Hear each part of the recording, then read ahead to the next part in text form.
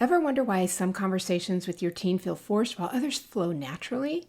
In this candid mother-daughter conversation, my daughter Bree and I reveal the everyday moments that actually build lasting trust and connection. You're going to discover why playful interactions matter more than you think, how to listen in a way that makes your teen feel truly understood, the permission-based approach that keeps communication open, and real examples from our own relationship journey. And if you missed part 1 of our conversation, you can find it in the show notes below. It was episode 20. It is too valuable to skip. And before we dive in, if you're looking for personalized support with your teen communication challenges, I have something special for you. Join our free private Facebook community, How to Connect with Your Teens, where Christian moms come together to learn, share, and grow. Plus, I host monthly live Q&A sessions where I answer your specific questions about building trust and connection with your teenager. Our next live Q&A is September 18th at 1:30 p.m. Pacific Standard Time, and it's exclusively for group members. You can search How to Connect with Your Teens on Facebook or simply click the link in the show notes below to join us. Let's get into today's episode where we left off in our conversation with Bree. Do you long to build lasting connections with your teenager and have conversations that build trust instead of conflict? Welcome to Connect with Your Teens. I'm Terry, a mom, tutu, which is Hawaiian for grandma, and communication coach who went from feeling dismissed and shut out by my teens to becoming a valued and trusted person in their lives. I help moms like you reconnect, speak in ways that invite peace, and create conflict-free conversations, all guided by grace and anchored in God's love. Grab a latte or a favorite cup of tea, and let's get into the heart of it. All right, Bree, so next question. In these conversations, we've talked about trust, about safety, about giving those invitations, but how can we as moms build these kinds of things outside of those big, serious, highly emotionally charged conversations? It's a great question, and I would love to share with you. Thank you. I'm so glad. So, especially being a mom now, I see it in a different way. So, one of the things that I struggle with as a mom to a little boy is my continual need to nurture. I forget play. That's not usually wired into our DNA. So a lot of ways to build those simple moments with your kids is to engage in play, whether it's you make a joke when they get in the car about something that you talked about yesterday, or you ask a question differently. Rather than how are you, you ask them, hey, how did you feel loved today? Or tell me about the funniest thing that happened in class. You're actively pursuing and inviting a different conversation than a one-word answer. Yes. It's living in those moments where you're outside at a park and you do something silly rather than make a correction to behavior. You're actively engaging in the small moments because you know as a person that some of those small moments are the ones that make the biggest difference because there was intentionality in that. So it truly is, as a parent and any parent, the intentionality of making those connections when they don't matter to you, but they matter so much more to the child when you're on the playground, when you're throwing a ball and playing catch, and you're actively affirming who they are, not just what they're doing. That's the difference. And that's how you build trust, because then they're seen as a person. They know that you see them as a person. It's not about the accomplishments. It's not about what they're capable of.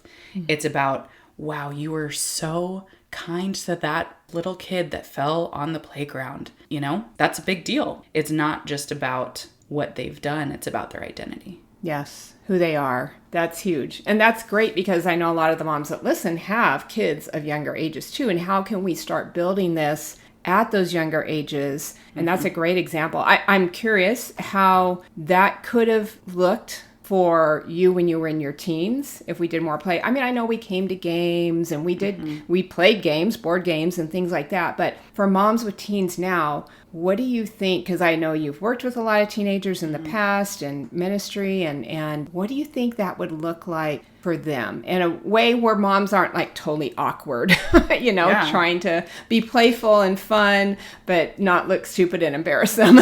Yeah, absolutely. And that's hard when you're building it in your teen years, but it's the recognition of you're all around a dinner table. You see how that child interacts with a sibling. And if they're so kind and caring, or they hold space for somebody else's story well, that's the simple moment of affirmation that you can say that affirms who they are. Not just what you've done. Play is a little bit different as they get older, but if you're playing a card game and they made a really great move, wow, what strategy that was. I wouldn't have thought of that. Because again, it's not about they made a good move. Right. It's about their thought process. Yes. So it's shifting. And some people are not words people. And so I understand that. I'm a words person. I had to teach you how to be good at words. Okay. So that doesn't come natural to everyone. What does come natural is noticing things about your kids. And that's what I would encourage moms with is you notice things. I was sitting on the beach 3 days ago with my son, and I was watching him figure out how to use a sand tool. And everything in me just wanted to teach him how to do it. I was like, bro, this is taking too long. What are you doing? And instead I just watched. And I watched him for 5 minutes try to figure out how to use this rake that is a sand tool. And at the end I said, wow, son, you are so good at that tool now. Because it is truly about letting your teen figure something out because they can. Yeah. They're capable. It's just that sometimes as parents, we think that we have to come in to help them, and it's not helping them, it's hindering them. Yes. It's bringing me back to days of teaching you guys all how to drive. I mean, oh my goodness, there was such intensity. I mean, Dad was just way better at that because he was a little more relaxed. He has a little more risky personality. But I do remember specifically, it was you were just getting you just gotten your permit. It hadn't probably been more than a couple months. And we were driving over by Arizona Mills. And you were going to, do you remember this? You were making a left-hand turn. I'm in we're in our minivan or something. And you're making left-hand turn, looks good. And this car just all of a sudden like puts on the gas and you put on the brakes. I think the other kids were in the car and we're all kind of like, oh my gosh, and I'm going, wow, that was, I don't know if I said it, but I think I did. I was like, what is that car doing? And then you were just so calm and you put on the brakes and you did it. It was a huge thing. I think it was just looking back on it now, it was a huge thing of trust that believing. I think sometimes in these teen years, our kids start doing things that we don't like, or they think things, or, they're silent, and we lose the belief that we have done some good things along the way, right? And we're always looking at, I know I'm a person that looks to do excellence in everything I do, which is way too high of expectations. I would put those expectations on you guys, but stepping back and realizing, hey, I've done a good job. I've shown up, and trusting you to drive and make the moves in that. And there was something in that really gave me confidence that okay, yes, she can do this. I know hearing from other moms, teaching their kids to drive is one of the scariest things they will ever do. And so they don't want to do it, and they hold it off, or they wait, or they put them in a class. And we did the class for you guys to learn that and get ready to take the test. But I am grateful that we took those risks and wanted you guys to learn how to drive and drove with you. And it got easier with each of you, you know what I mean? So we weren't as relaxed. Again, you're kind of that trial child. Anyway, that just kind of reminds me of that for some reason. It wasn't play, but it was an opportunity to believe that in you and your ability, and that you're learning, right? And just that place where we can allow our kids to make mistakes, for them to grow, for them to learn, even if it takes them longer. It's just we come in with the helping mode or the fixer mode, that we want to help them along so they don't have to go through the hard things we did to learn and to grow. I love that. And then just the playing things. I think we had great times even at your games, that we were thrilled when you won, but we always tried to be positive and encouraging, even if the game didn't turn out so well, or if one of you dropped a ball or missed a shot or ran into a wall. That happened on occasion. Anyways. Well, and a lot of it is showing up. I mean, I know a ton of my friends who didn't have parents that showed up to games. And that was a big deal. I knew that you were showing up and not just on your cell phone. I knew because I heard it. Dad had that game that we would play when we played basketball that every shot that we would make, we would get $1. So you better believe that I asked him did you see how many shots I got? Did you see it? And he'd be, of course I saw it. I know that you got this. That's right, I did. But it also invited the engagement because there was intentionality in, I'll give you $1 per shot. Okay, great. Well, I'm going to pay attention, so you better pay attention because otherwise I'm going to say I got 10. And you're not going to know. Right. Showing up is a huge part of what parenting looks like. And that's something that you and Dad did well. And I still feel the positive effects of that as a parent. That I want to show up. That's why I watched my kid for 5 minutes try to figure out a tool because they know. Yeah. They know when you look away. They know when you're on the phone. They know when when you're not paying attention to them. Because it is what we crave no matter what age we are. We want our parents to see us. That is so good because that whole out of focus thing is a big deal. I mean, it's really a communication style that as moms, when we're task oriented and we're making dinner and it's like, the turn away and but you're not really locking in. And then I think a lot of kids just walk away. And I know I did a lot of those kinds of things, but the showing up so in thinking about other things that you've heard from friends over the years, what 1 or 2 things stand out that they wish that they had with their parents? And maybe these are things that you wished at the time as well, that they didn't get or they don't have, or, maybe even now they still don't have. One of the big ones is taking an interest in what their kids liked. That's a different way of showing up. An example that I can think of now, as a teenager, if I would have a new song, right? If there was someone who, if one of you had said, hey, I want to hear that new song that you found, let's play it while I make dinner. You're actively doing something that you have to do. You're engaging with your child and you're showing an interest in what interests them, which I'm sure is hard as a parent. I'm so glad I don't have to deal with that yet because it's going to take a lot. Especially if you don't like the style of music or whatever. But those simple things are a really great way to engage with your child that shows that you're interested. So the first thing I said was take an interest in what your kids are interested in. I think another thing is knowing who they talk about. So one of the things that I loved is that you knew so many of my friends by name. I still have friends that will go on and on about how great you are because of the level of engagement that we had when they came into the home. They knew, oh yeah, Mr. and Mrs. Lee, they know whatever, and I want to tell them about something else. So as a parent, when you can also engage with your child's friends, that shows that you care about the people that they're interacting with. I'm thinking that is so important. And I'm really glad that they saw that because I always felt like I was running around like a taskmaster, trying to get things done. But in thinking about that, even if they're friends that you might not approve of or like, that is so important. I've talked to another mom about that recently in coaching. It's like, just make the effort to get to know them. And that did happen on occasion at times where it's like, oh, I don't know if they should be hanging out with it. You know what I mean? But still showing up, being interested, engaging them, getting to know, that really does build the trust.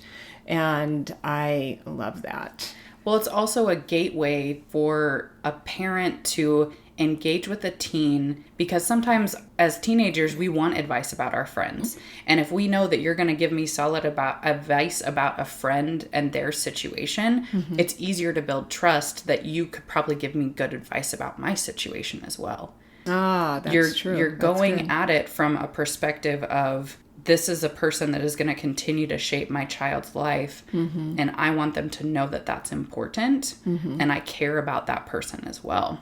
Yeah. So then you're building bridges in different ways. It's not just about connection with your teen through them. It's connection with your teen about other things as well. right? Yeah. Because if you're talking to your teen about a behavior or something that's an issue with them, then that's one category of conversation. Well, I remember specific times where I would ask advice about what to do with a coach. Hey, my coach is saying this. I don't really like that, but I don't know what to do with it. And then it was easier because it wasn't about me. Right. It was. Right. Yes, but it wasn't. But it wasn't, which meant that there was trust built along the way of, oh yeah, maybe I can have that conversation now with that coach because I have a different thought process or perspective. Yeah, that's huge. A couple things. What I think is really powerful about the communication skills, and I love how you guys took those and you took them into your professional lives, your, being your work lives, your church lives, your friend lives, in so many different ways. When we are modeling this, we are not just giving our kids the gift of listening, we're giving them the gift of a communication that they can use to build all kinds of relationships, connect with people, build healthy relationships, and share that with others so that they can be healed and ministered to and use that. So I love that. And then the other thing you said that reminded me, when talking to our kids' friends, going beyond the, how was your day or how was work? I remember Michelle Schwaniger. She was always really good at that. She was a great example for me. And when she would see one of you guys, I know you were closer to her daughter, but when she'd see you guys, or she'd see even interacting with other kids, she would really get in there. And she was interested. She saw them, right? And who they were and wanted to know about them and gave them that opportunity to talk about themselves. So that's just really, really powerful. All right, last question. Based on what our relationship was like in those mid-teen years when I was just learning how to communicate better, what could a mom hope for in the future with their teen or even adult child now when they start changing how they show up, they start changing their communication, and that trust is built? So I'll answer that question with a story.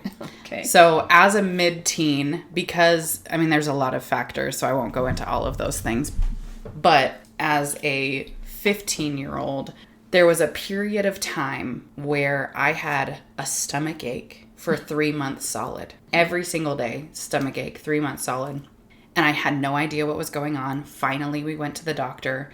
The doctor asked me a bunch of different questions, and it ended up being stress as a 15-year-old, right? And what I realized in that is I had taken on the weight of the world on my shoulders because of friends' problems, because I was the resident counselor as right. a person. And the difference that could have been made is the conversations with my parent, with whether it was you or dad, of what was going on, why I felt like I had to take on the burden, why I felt like that I needed to take those responsibilities, and had stomach aches for 3 months straight. I think when we have that trust that's built, that openness, that line of communication, that story could have been different. That story that I was telling myself, because I'm still trying to figure out my identity. And at the time, my identity was the counselor friend. I was the one that listened. I was the one that held people's stories and then chose that it was mine, when that was never intended to be my responsibility. Right. And I still struggle with that today. It's an active work in progress. Yes. Taking on others' burdens, bearing each other's burdens, but not taking it on as our own is kind of a tricky thing to learn. And that what you bring up there is really the power of looking beyond the behavior to see what's beneath the surface, and believing in each other enough to think maybe there is something more here. The stomachache thing, there was an allergy thing for a while, there was just it was constant colds and things like that. And it wasn't until one mom said, oh, well, my daughter had this and she had allergies. And we kind of pursued that, right? And now that was allergies and the colds, but that could have also been attributed to by stress as well. But looking beyond the surface, and not always looking to how can I fix the problem, but let's dissect it a little bit and find out what's going on there. Anyway, anything more to say on that? Yeah, there's so much that we can learn from people as they speak. I think one of the things that we forget sometimes in communication is that communication is partly listening, right? And the listening, if your teen brings something up 3, 4, 5 times, there's something more there. There's something underneath the surface that is keeping it on their minds and bringing it up over and over, whether it's a friend, whether it's how a teacher spoke to them, whether it's that they didn't get a good grade on a test. If there is something that is brought up multiple times, that can also be a clue to parents that there's something more there, even though the teen is focused on that. Because also, it's hard for adults to get to the heart of things. Yes. Let alone Very much so. a teenager being able to have the awareness of what is truly going on the surface. That is what we get to do as parents. That's the exciting part of getting to communicate well with your teen, is bringing them to that point, because no matter who you are as a person, you have to get to the place where you see something to change something. And that's where guides as parents to bring up those situations to our teens so that they can solve the problem themselves with a little bit of guidance, because that's how it sticks. Yes. I mean, we can have someone tell us the thing to do 15 times, but until we really hear it for ourselves, work it out, believe it ourselves, then it doesn't really stick, right? And talking, it reminds me of the whole idea of asking for permission, which I don't think I've talked about it yet on the episode. So we can just bridge it here just a little bit, because in that process you're talking about letting others figure things out. I know something that we do regularly is, would you be open to another perspective? Would you be willing for me to ask a question? I'd like to get your permission to share some thoughts if you're open to it. Things like that. How did that feel for you? And how would a teenager or adult child respond to that?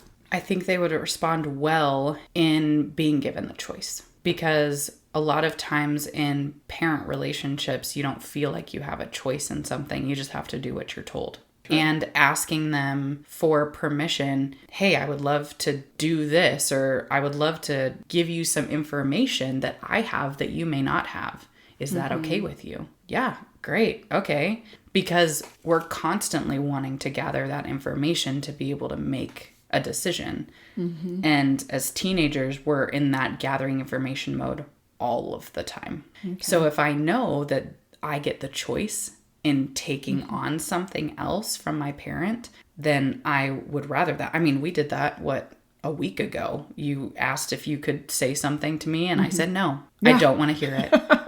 And that's I don't okay. even remember that, but that's good. That's okay.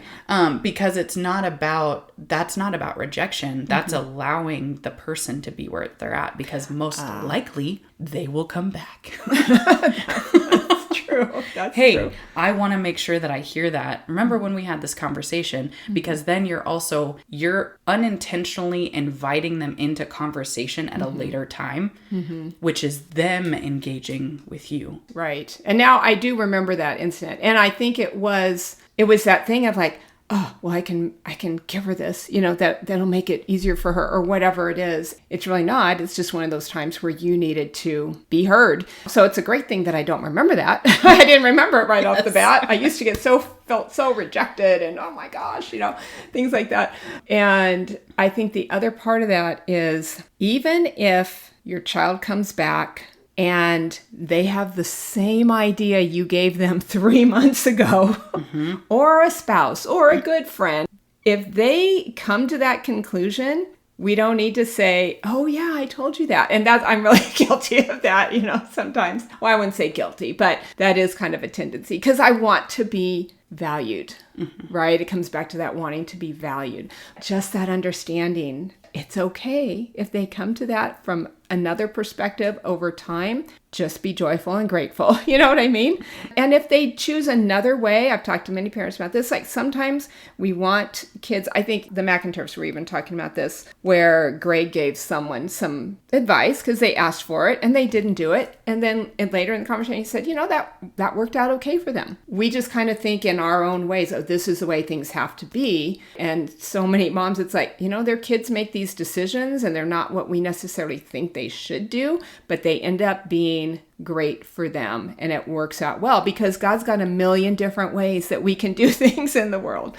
The theory that I always go back to is knowledge bias. So we tell someone about a situation and we forget that they don't know what we know. Mm-hmm. And so in a conversation with a child or with a teen, there's that we're speaking out of our own knowledge, but they don't think like us yet because they haven't lived our lives, which is a good thing. Right. Because then they're able to see something that we won't. And so it goes back to that humility and understanding that we as moms can have of, wow, that's such an interesting way of thinking. I would have never thought of it that way because of my own experience. I really appreciate that you shared that with me, and you leave it at that. And if they fail, that's not what it's about. It's about them choosing something where they get to make the decision and then know that you're supporting them. Yes. Because that also builds connection. Yes, the support, even if you disagree, that's huge because we talk a lot about understanding, not versus agreement, that we want to understand, but it's really supporting our kids and each other in situations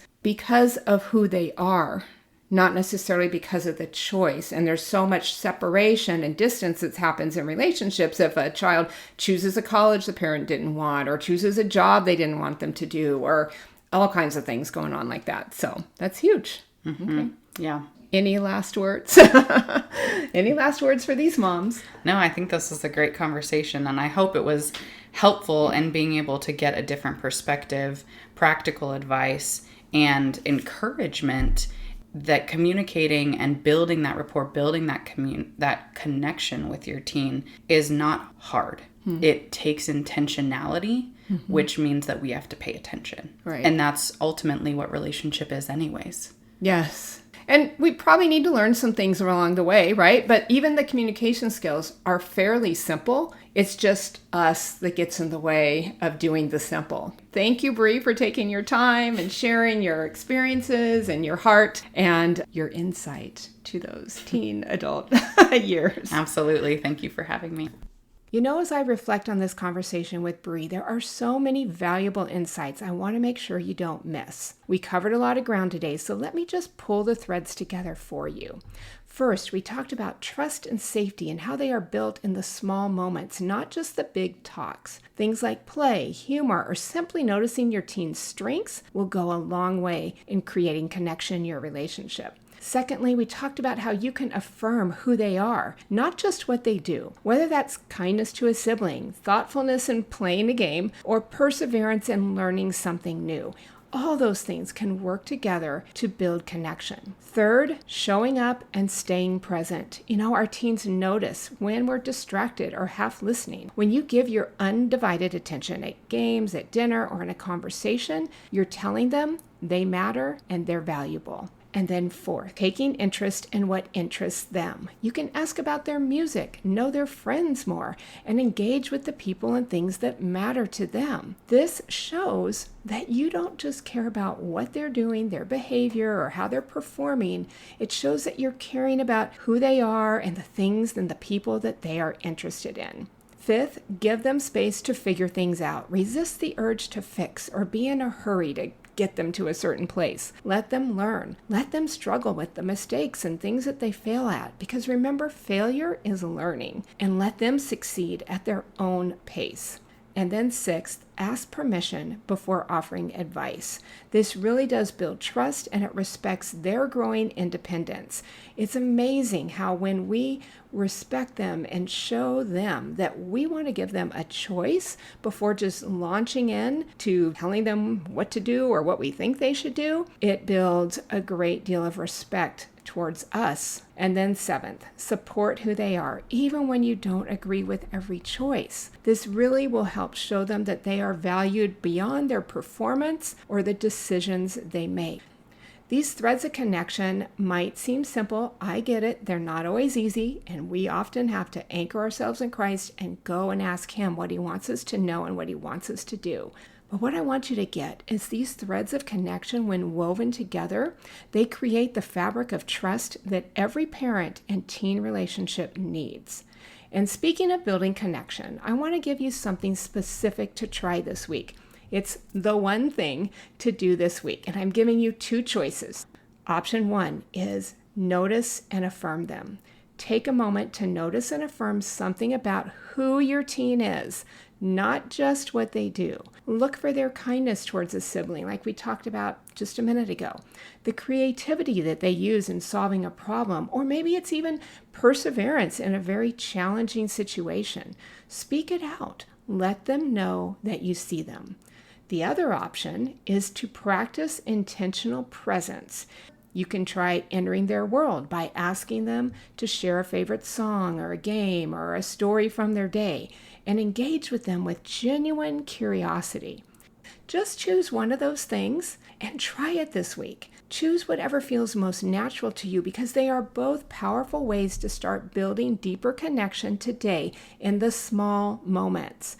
And before we wrap up, I want to share something personal.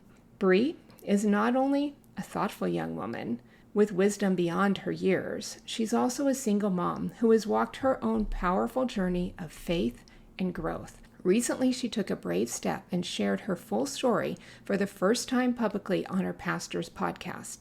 She was speaking about her experience walking through an unplanned pregnancy and the joys of raising her son and the beautiful ways God has worked in her life through it all. Bree also hosts her own podcast for single moms, where she encourages others walking similar paths. I couldn't be more proud of her courage and her heart to serve others. And you'll be able to find both podcast links in the show notes below this episode.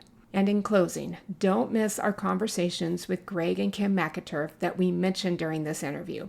They share real-life examples of putting these connection principles into practice with older teens and young adults. Their stories will give you practical ways to implement what we discussed today. You can check out episodes 14 and 15 on Connect with Your Teens, and they'll also be linked in the show notes below. Let's pray. God, I thank you for reminding us that connection is built, not just in the big moments, but in those small, everyday ones that we have with our kids. Give us eyes to see our teens the way you see them, that they are valuable, capable, and deeply loved. Teach us to listen more than we speak and to affirm who they are, and help us show up with presence that reflects your heart. Amen. Thanks again for joining me for the second part of my conversation with Bree. As always, rejoicing in hope, this is Terry Lee, and I'll see you next time on Connect with Your Teens. I hope this podcast inspired and encouraged you, and if so, would you share it with another mom who's praying for change in her relationships? And I'd be so blessed if you take 30 seconds to leave a 5-star review on Apple Podcasts. Your review helps more moms find hope and the encouragement they've been searching for. I'd love to connect with you. Come join my Facebook group at facebook.com/groups/connect with your teens. You don't have to figure this out alone. There's real support waiting for you inside. From one mom who used to walk on eggshells, I see you, and I'm cheering you on. Remember, God loves, adores, and delights in you, and you are the best mom for your kids.